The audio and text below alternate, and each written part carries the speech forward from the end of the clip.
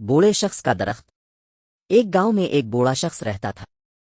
اس کی عمر 70 سال سے زیادہ تھی، مگر وہ ہر روز اپنے گھر کے سامنے ایک پودا لگاتا اور اس کی دیکھ بھال کرتا تھا۔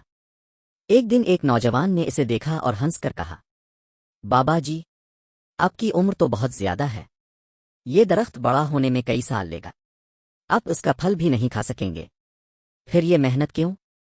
بوڑھے شخص نے مسکرا کر جواب دیا، بیٹا، میں نے بھی اپنی زندگی میں ایسے درختوں کے پھل کھائے ہیں جو میرے لیے کسی اور نے لگائے تھے۔ اگر وہ لوگ صرف اپنے فائدے کا سوچتے تو آج مجھے کچھ نہ ملتا۔ نوجوان خاموش ہو گیا، مگر اس کے دل پر بات اثر کر گئی۔ کچھ دن بعد گاؤں میں شدید گرمی پڑی، پانی کی کمی ہونے لگی اور لوگ پریشان ہو گئے۔ بوڑھا شخص پھر بھی روزانہ اپنے پودوں کو پانی دیتا رہا۔